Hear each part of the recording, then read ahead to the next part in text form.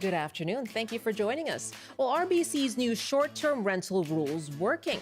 A new report says yes, though Airbnb disputes the findings. We'll talk to a rental researcher at UBC, and we're asking what your experience is. Are you finding rents are becoming more affordable? If you've turned your short-term rental long-term, let us know your experience. In half an hour, the province is seeking more clean energy projects. We're going to take a trip up to Site C and ask you, where do you think we should turn to meet growing demand? I'm Michelle Elliott. Welcome to BC Today.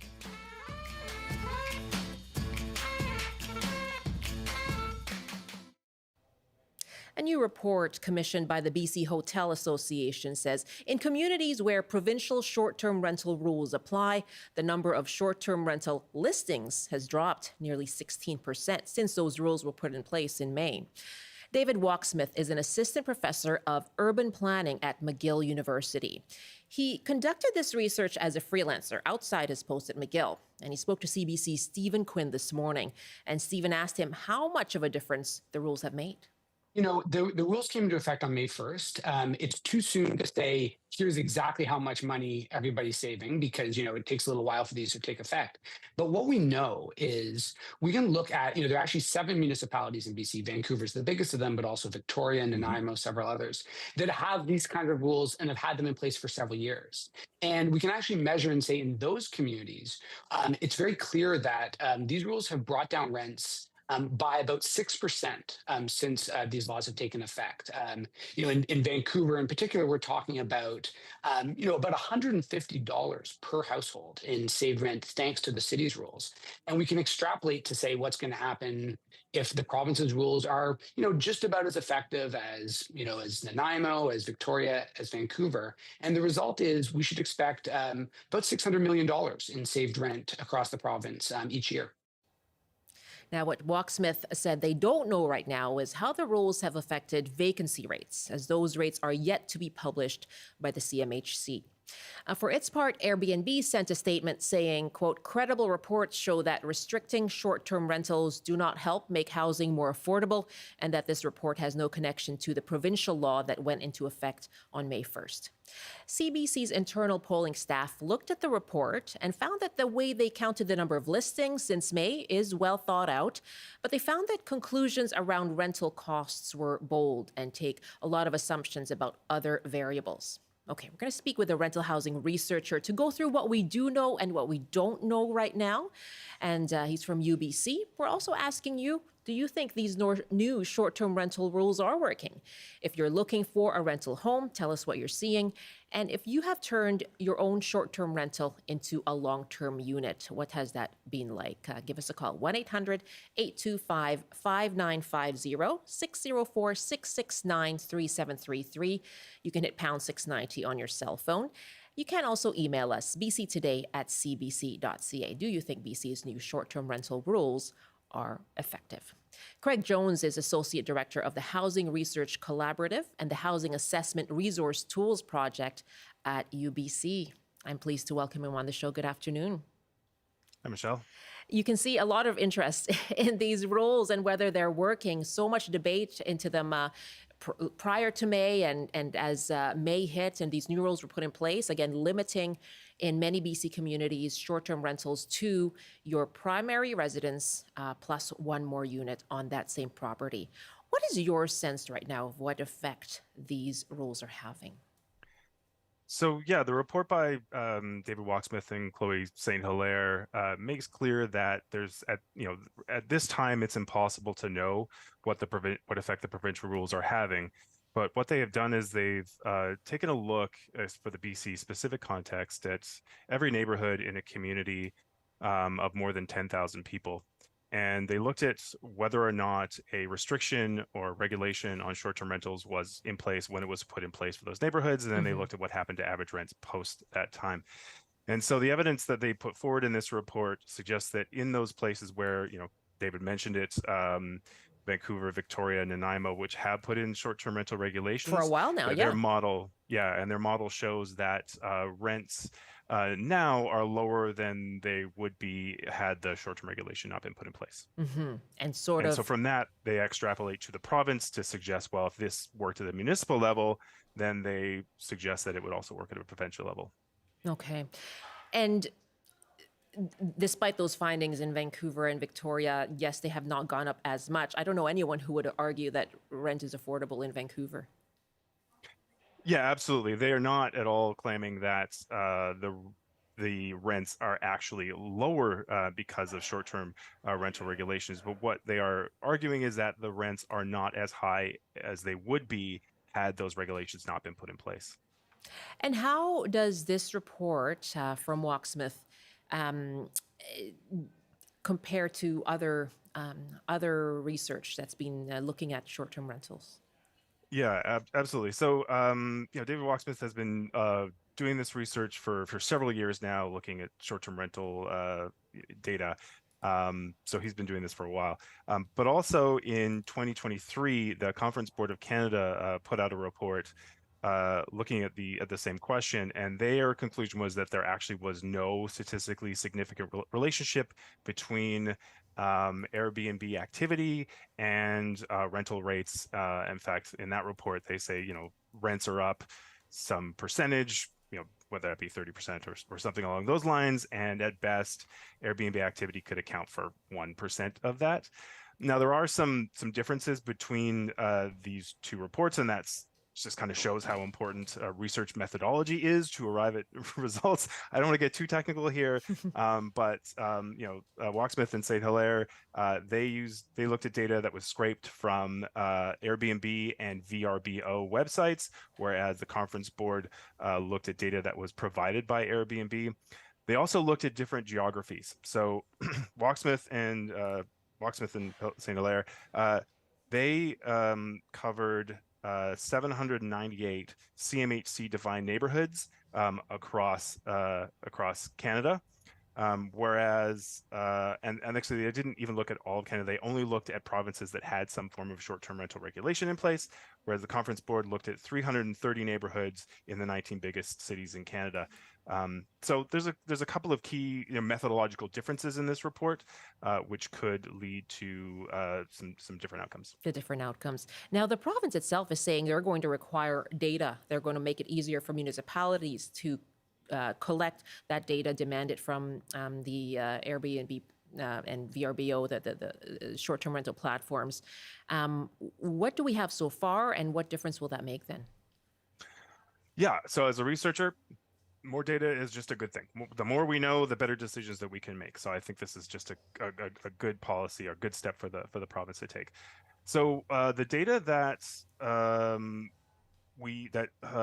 David Walksmith has is literally scraped off of the internet. So the postings are up on the websites. There is a program that goes ahead and collects all the information which is on the website and puts it into a database.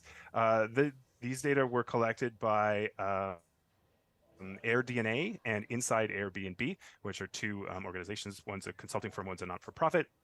And so they scrape that information and then build a database out of it. And then I know that it costs quite a bit of money to get access to that data to run this analysis.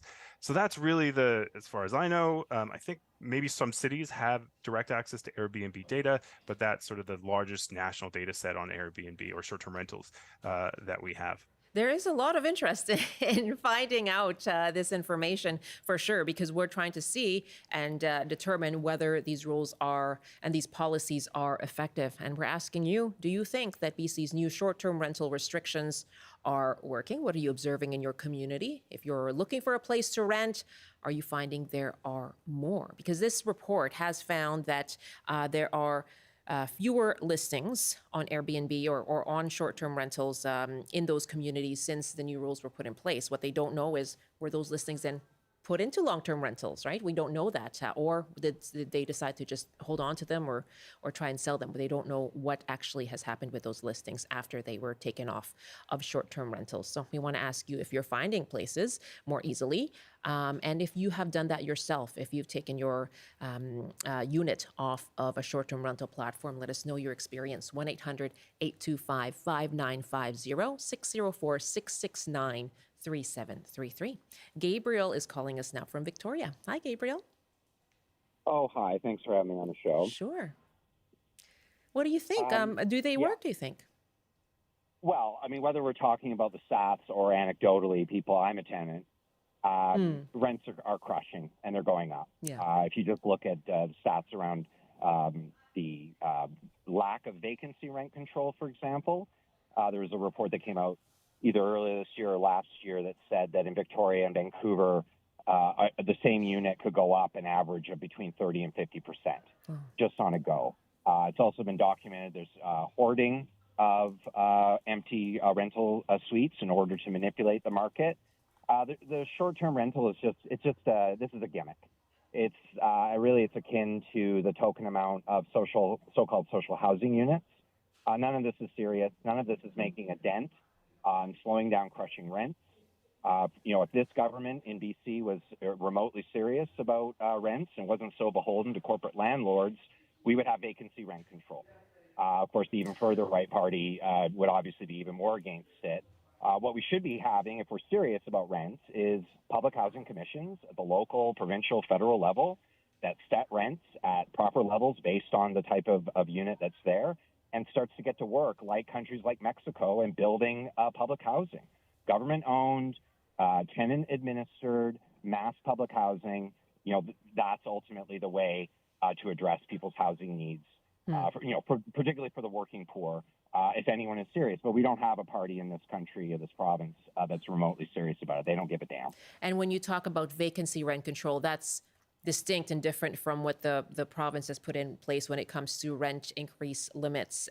Correct. Yeah. Correct. It's when a suite comes up empty, there's no limit on how much they can jack it up.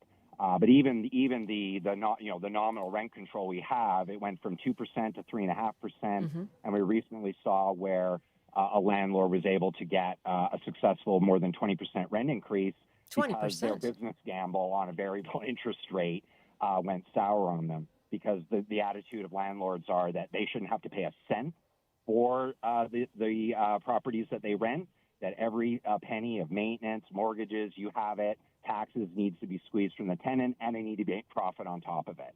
So, I mean, there's nothing being done, nothing being proposed that's going by the political. You're a renter. You're a renter, Gabriel. You sound really frustrated.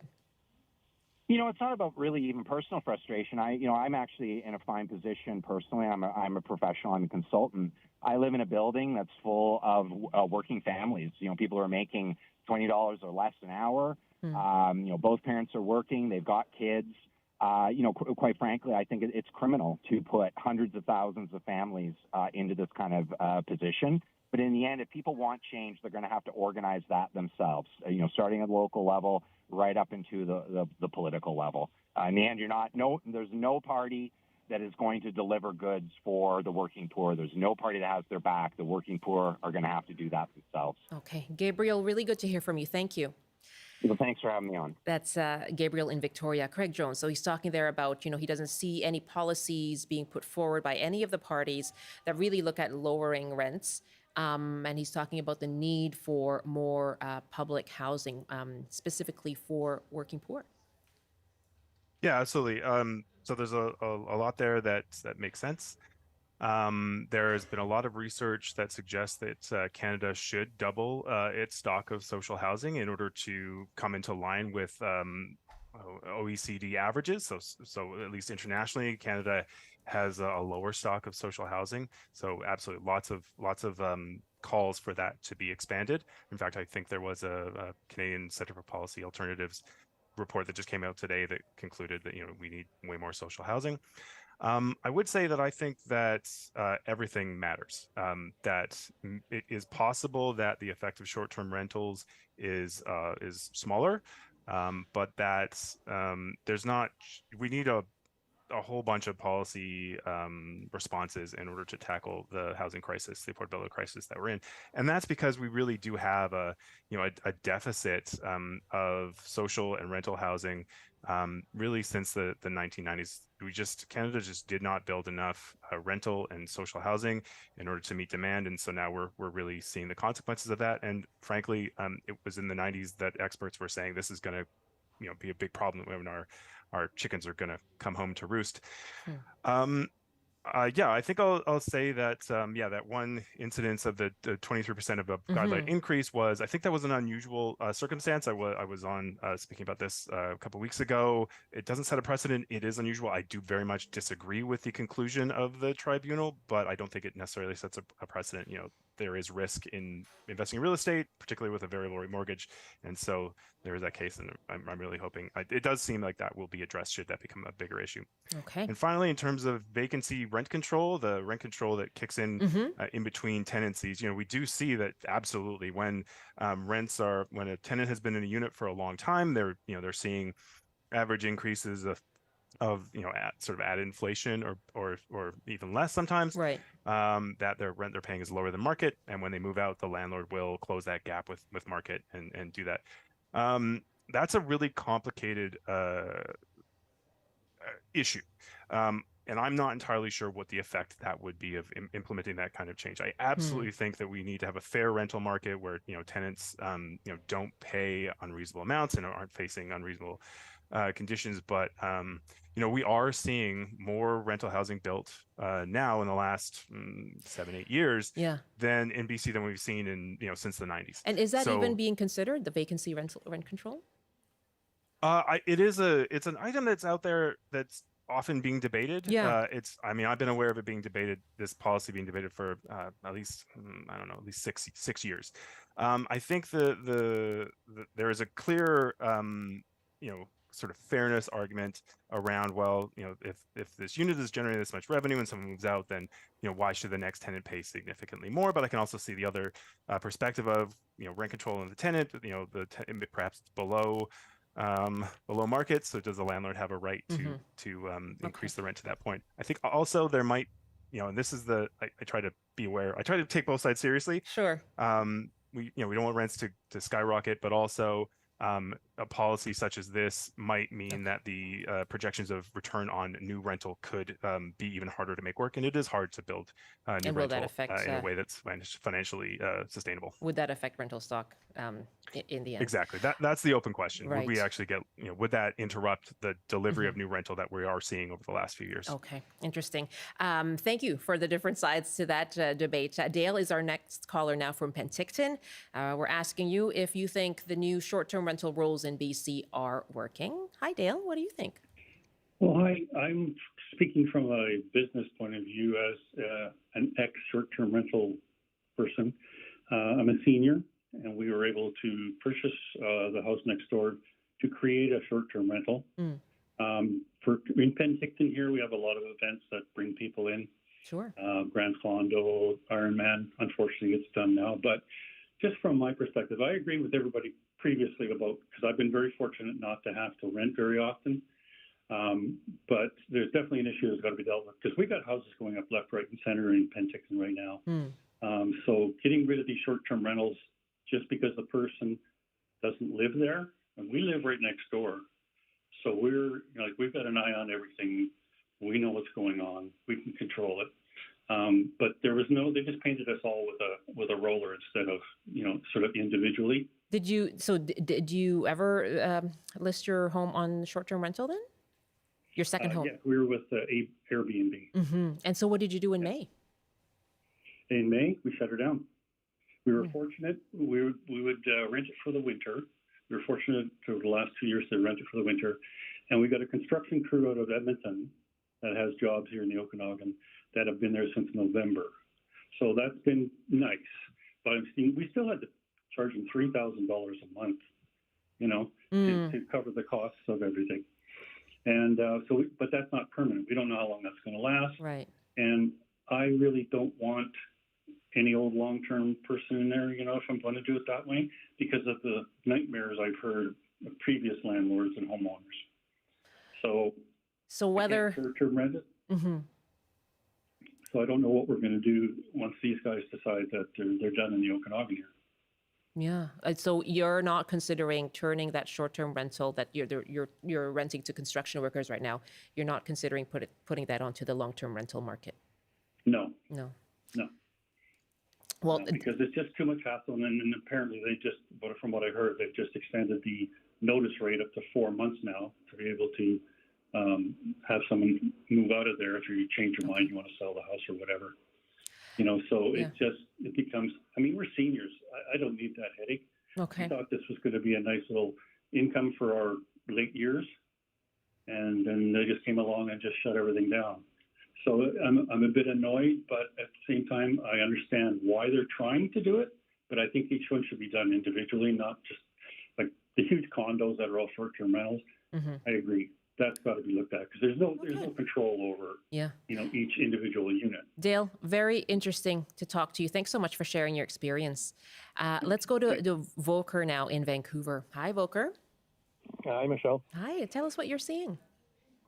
So we're lucky and fortunate that we were able to keep our condo, our first purchase, when we then moved up in the housing market, and we rent that out as a long-term rental, just regular rental. Mm-hmm. And our tenants changed in July, so only sort of a month and a bit after the provincial changes came in. Mm. So at that point, we were looking for new renters. So we posted, an advertisement for the suite for rent. And at the time, it was just remarkable how many more suites were advertised on, for example, Craigslist. Really? And they were all furnished, former short-term rentals. And the Craigslist was just flooded with them. So from, anecdotally, I'd say it has returned hundreds of units back into the regular long-term rental pool. And as a result, when we posted ours, in order to, attract renters, we needed to sort of bring our rent down a little bit because, quite frankly, there was so much selection for people, and we weren't getting a lot of hits, even though ours is quite a nice place. We were having to compete with all those really shiny, still new in a sense, furnished suites, and we had to price a little under that, obviously. So I would say it caused us to have to, lower our rent expectations a little bit, and there was definitely a huge additional selection of units for rent. Wow, that is really interesting, Volker. And can you tell me how much you had to lower your asking price for? We thought that it's a 2-bedroom in Vancouver downtown. So we thought that the rent would be more sort of in the low 3,000s, and in the end we rented it for kind of a little under that, so high 2,000s. Okay, all right.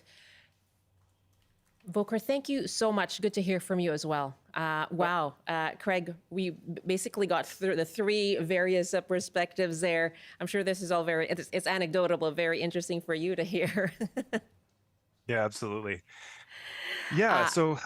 Where to start, I guess, is the thing. You know what? We'll have to continue. I'm so sorry. We'll have to continue this conversation. It's just, I know you don't even know where to pick up, but I think obviously various perspectives right now, and we have these various reports telling us different things, but remains to be seen. What we'll find out, I guess, in a few months. I know the CMHC numbers on the vacancy rates are coming up as well, right? They are. Yeah. Craig, thank you so much for this. We'll have to have you on for a longer time next time. That'd be great. Craig Jones, he is Associate Director at the BC Housing Research Initiative at UBC.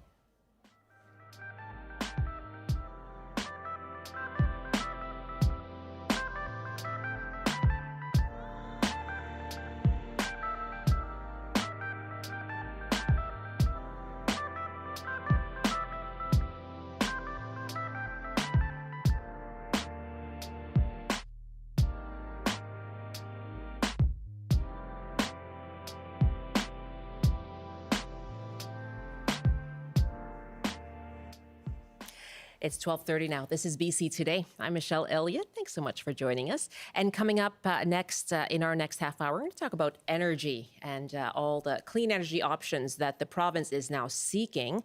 We'll get a tour of the Site C Dam, where CBC's Lindsay Duncombe has actually gone and visited, and she'll tell us a bit about that and take us again through the controversy over the dam and where it is at now. And we'll talk about whether BC can meet that growing demand for power and how? What should be the sources of sustainable energy for BC as demand certainly is growing? That's coming up after this CBC News Update. And here's Rob Zimmerman. Good afternoon. As we've been hearing on the show, a new report shows municipal restrictions on short-term rentals in BC have reduced rents by nearly 6%. Researchers at McGill University say that saved tenants more than $600 million last year. The report says a new province-wide regulation has the power to carry similar savings across BC. The University of Victoria has issued a warning to students about spiked drinks. The notice was posted on the UVic website and says over the weekend the university heard concerns that students at off-campus events may have had their drinks tampered with or spiked. And the Canadian Medical Association is apologizing this afternoon for past and ongoing harms the medical system has caused Indigenous Canadians.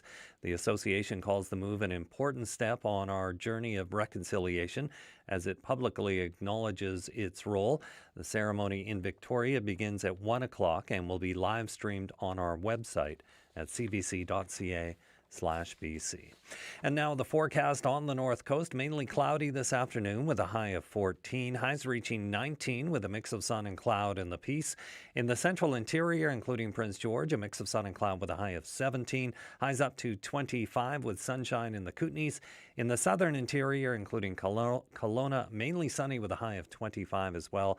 And for Metro Vancouver, Greater Victoria and the Fraser Valley, some sun and cloud this afternoon with highs around 19.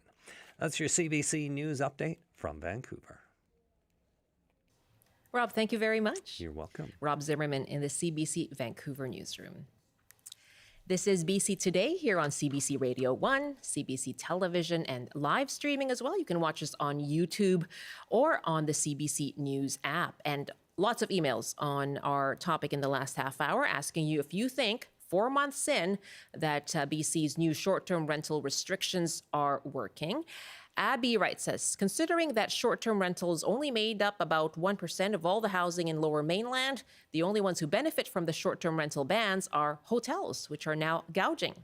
Rose writes, the new regulations about short-term rentals will not help housing and prices for rent. People are not going to be offered affordable lakeshore homes for rent or communities around lakeshores or even oceans. What this did do was drive up prices in hotels and discouraged families and groups wanting to vacation reasonably in the Okanagan. You can't paint BC with one brush. And Don writes, while the BC government put a ban on short-term rentals, they've also allowed people who rent out their basement suites or carriage homes to turn their properties into short-term rentals. The irony of this is that typically these are the most affordable rentals on the market that will now be turned into short-term rentals due to the lack of protections in BC. Meanwhile, million-dollar properties in the Okanagan will never be rented by the average person for $6,000 a month. This is a typical policy of governments to be reactive due to lack of being proactive. Thank you so much for all of your emails. BC Today at cbc.ca again, and I think we have to consider continuing that conversation. A lot of reaction to that.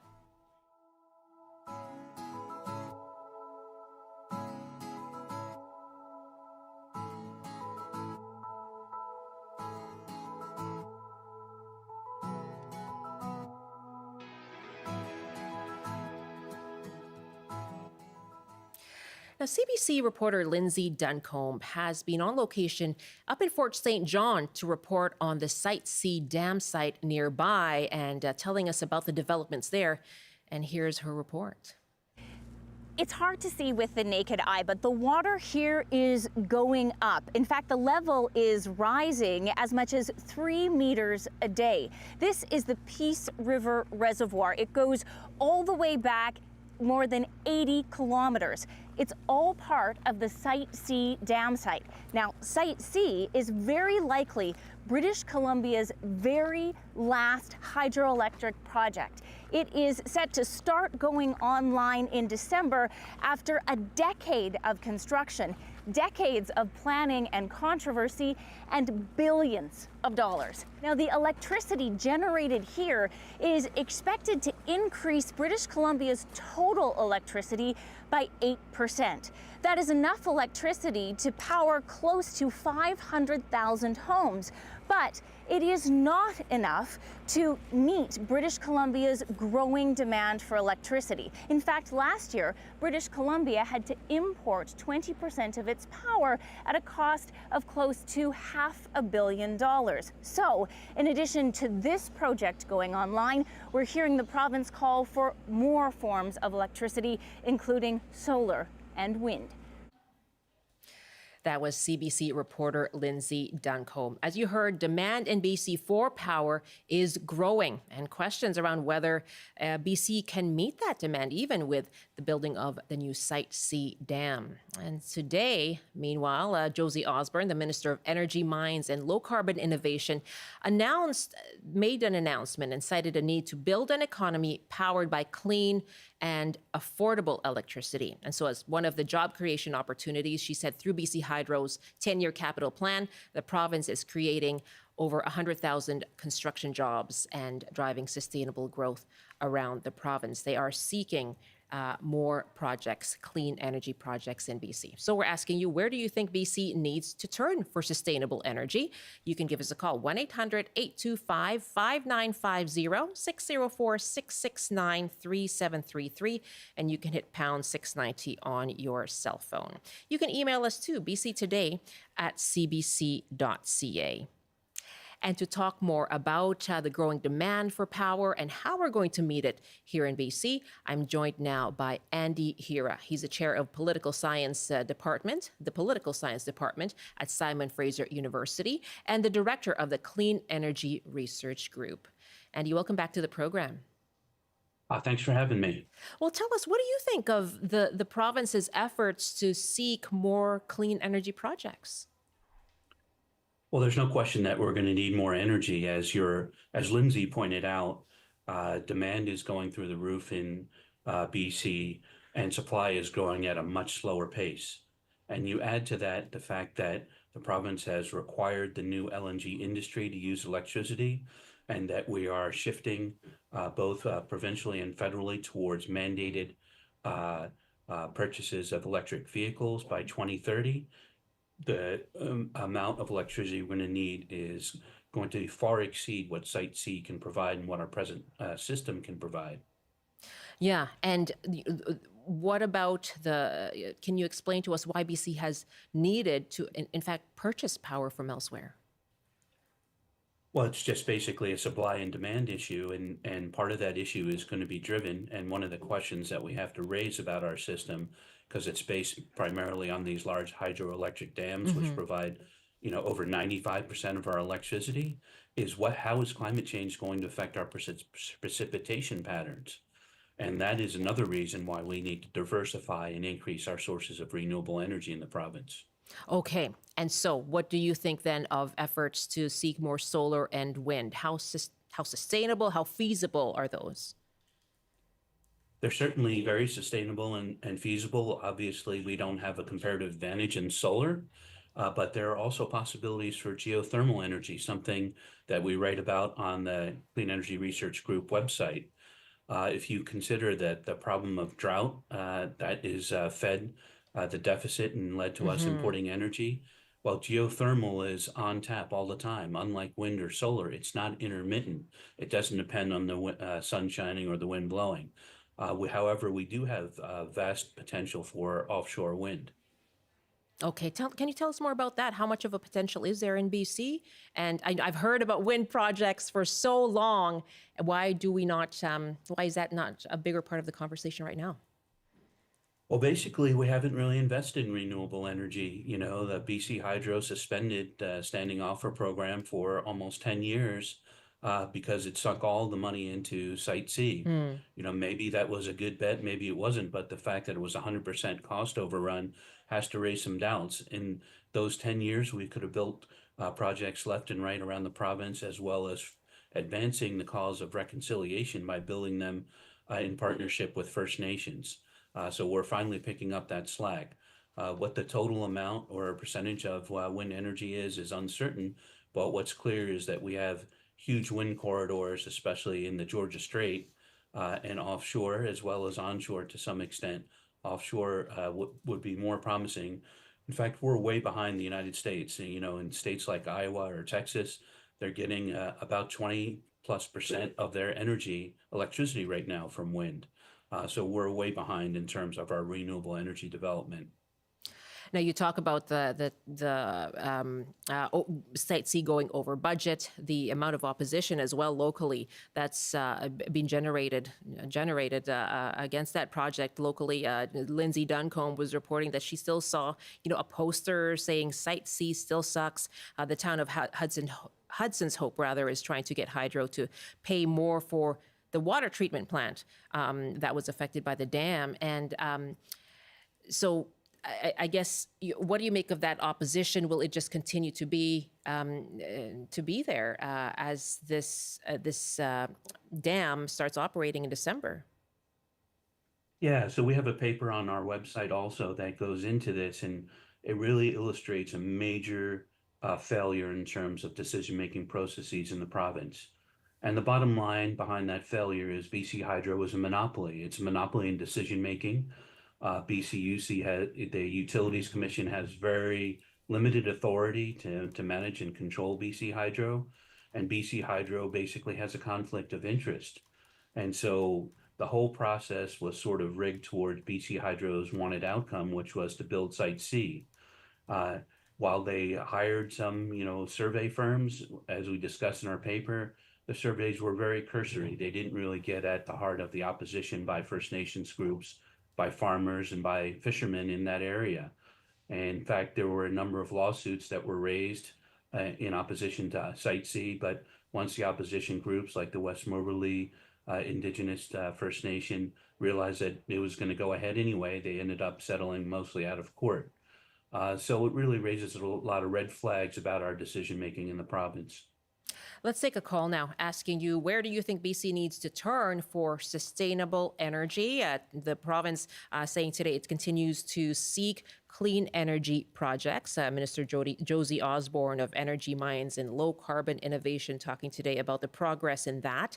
And a Site C inches closer to opening in December. We got to take a look through our reporter, Lindsay Duncombe. And so we're asking you, where do you think BC can turn to for sustainable energy? Let's put out the numbers again. 1-800-825-5950, 604-669-3733. You can hit pound 690 on your cell phone. Brent is our first caller on this in Beasley. Hi, Brent. How you doing? Very well. Where do you think we should turn to for energy? Well, first off, your guest is right on the money, and I'm just so disappointed how things turned out. And hydroelectric we've really kind of maxed it out here in British Columbia. And my thinking is, John Rustad wants to go nuclear. Mm-hmm. But my thinking is with, hot springs, like from Liard down here to the hot springs we have in the Kootenays, we're in a fairly geoactively thermal area, and I really think they've overlooked geothermal energy, and that's about it. Okay. Great to hear from you, Brent. Thank you. You bet. Take care. Bye-bye. Bye-bye. Andy, you touched on geothermal. How seriously is the province looking at that? Yeah, I would recommend that listeners check out the geothermal paper we have on the Clean Energy Research Group website. We make a strong case that it's been almost entirely neglected by the province. In fact, there were early studies by BC Hydro about the geothermal potential, but they were suspended. And so we don't really have a good handle on what kinds of geothermal reserves we have available, but they're probably pretty abundant, right, for the reasons the listener mentioned. And in the paper, we talk about all of the exploration and drilling support that California, for example, provides for geothermal. And that's the reason why geothermal is a huge contributor to California's electricity, whereas it provides nothing to BC. When we look at the goals when it comes to reducing greenhouse gas emissions, a lot of focus on electric vehicles and turning, to electric transportation. How does any of that answer the need for electricity for electric vehicles? Well, there's no question that, once those mandates start kicking in and hopefully the price of electric vehicles come down, we're going to see a complete transformation of our transportation sector. And that, along with AI, is going to lead to a huge spike in demand for electricity. Right now, BC Hydro doesn't have a plan to meet that spike. In fact, because it has this conflict of interest where it has to approve every project that ultimately is going to be competing with it, the process is moving at a very, very slow pace. Interesting that you bring up AI. It's certainly moving at such a fast pace, and you hear so much about how technology really eats up power and the need for energy to keep technology going. What impact is AI going to have? Yeah, we ignore the fact, if you look at these light maps that you can search on Google from years ago, you'll see how much more electricity we're using through our electronics, through IT, Yeah. AI. I was at a conference last week in Seattle, and there were some suggestions that AI could use as much energy as our aviation travel in a yearly basis. So AI, cryptocurrency, cell phones, all of these things are spiking electricity demand. Okay, let's go to Jim at Spences Bridge. What do you think then, given all that increasing demand, electric vehicles, AI, technology, all our wireless devices, how can BC meet that growing demand? Where do you think we should turn for sustainable energy? 1-800-825-5950, 604-669-3733. The province seeking clean energy projects. And Jim at Spences Bridge is on the line. Hello. Hello, Michelle. Yeah, welcome. What do you think? I think the First Nations will have the biggest say on what green energy projects are developed. The First Nations in this province control much of the land, have a big say, and if they don't want wind turbines on their land, they won't be built. I think mega dam projects can be built still, but it will require the consent of the First Nations, and of course some sort of profit sharing. As for unsustainable electricity, where it can be developed, natural gas generation plants can be built in a year. They can be small community-sized, where there is natural gas pipeline access, and Alberta has been building a number of them. They can be built quickly, but they're not they don't have the desired emissions output. So it would be preferred to have green energy, and it's all going to, I think, depend on the First Nations in this province. I think they will have much control over the green energy market in the future. And if there's excessive population growth right now, and to get green energy projects going quickly, I don't think is realistic with the political climate. We'll see. Maybe the process can be sped up, but I hope the First Nations really look towards green energy and developments on the territories they control. Okay, Jim, thank you very much. Need for negotiation and consent. Thank you for the call. Tom is on the line from Vancouver. Hi, Tom. Hi. Hi. And what are your thoughts on sustainable energy and where we should be looking? Well, I have two family members in the UK, both of whom have solar panels on their houses, both of whom, and one of them, no greenie, I can tell you, he's pretty conservative. They get checks from the government. They don't give money to. They don't pay for their power. They get a check because it makes economic sense. I don't know how they do that with tax system, whatever. They've got the same climate as us. But they get benefits for using solar panels, is that right? They're using solar panels. We're still building houses, as far as I know, with north-south roof lines, which makes them useless for solar. Why isn't the building code changed? Why aren't they subsidized? We've got flat roofs all over the city, that should be covered in solar panels. it's just sitting there waiting. It's unused and it's a scandal. And you can't drive 20 miles in the UK without coming across a wind turbine. I've never seen one in BC except the one that isn't allowed to be turned on up on Grouse Mountain. Well, it isn't allowed. They built it where there's no freaking wind. Tom, thank you for sharing that from England. Yeah, that need for, I can see my guest, Andy Hira, nodding as he's listening to Tom. What do you think the need for changing the building code to allow more for solar panels to be amenable? The challenge for solar panels on a residential level is similar to that for EVs. Both will pay off and will end up being cheaper for the individual, but it might take 15 to 20 years. And it has a higher price tag. And so we have to have very kind of creative policies to get around that.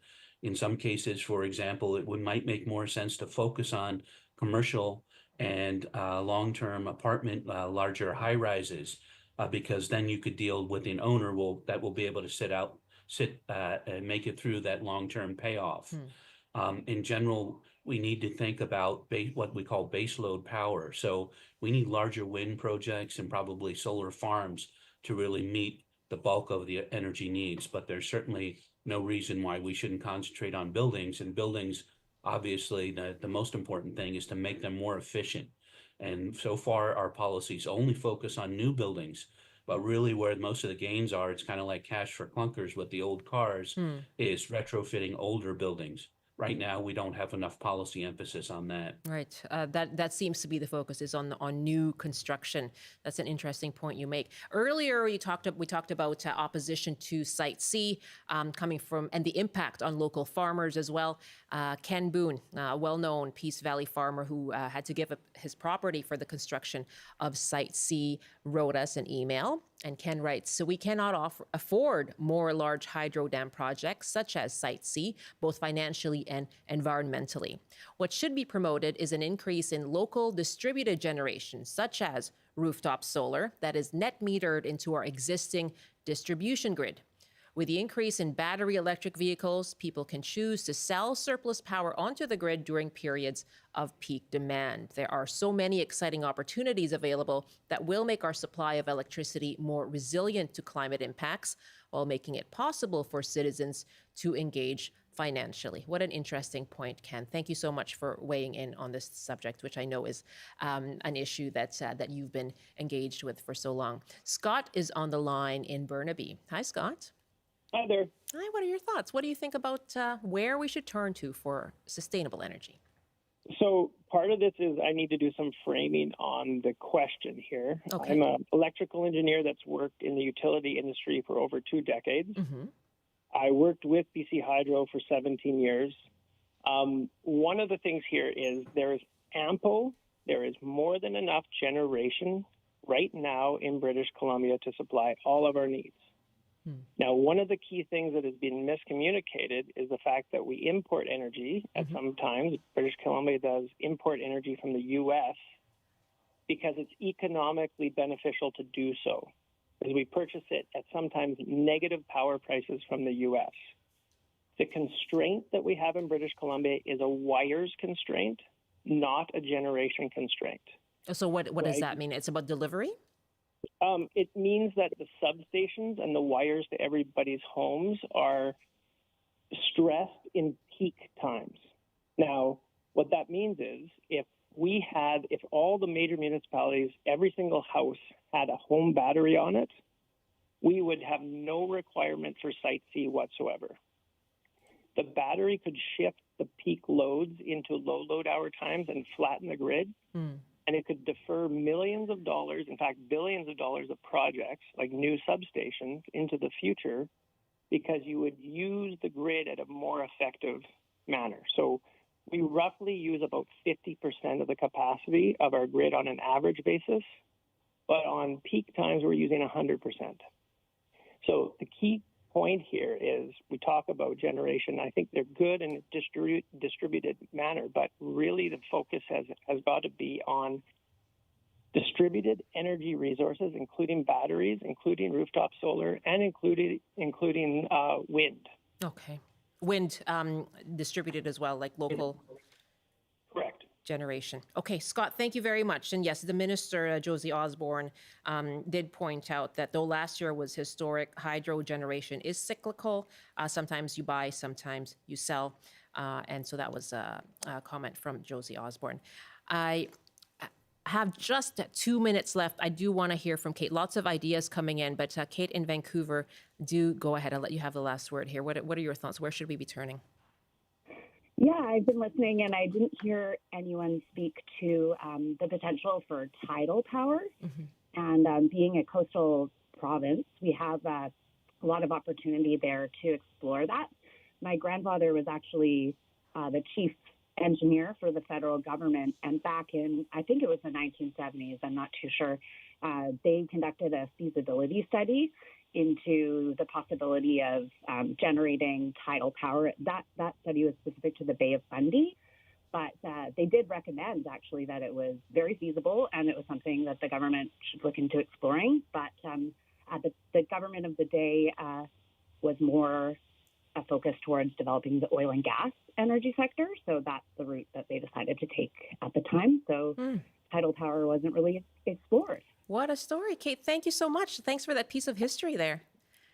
You bet. Yeah, thank you. And contributing that as well, because we hadn't heard about tidal yet on the show. That's Kate in Vancouver. Andy Hira, so many ideas. Clearly, people are engaged in this topic and have a lot of ideas. I think we'll have to continue this conversation as well with you. Thank you so much for your expertise today.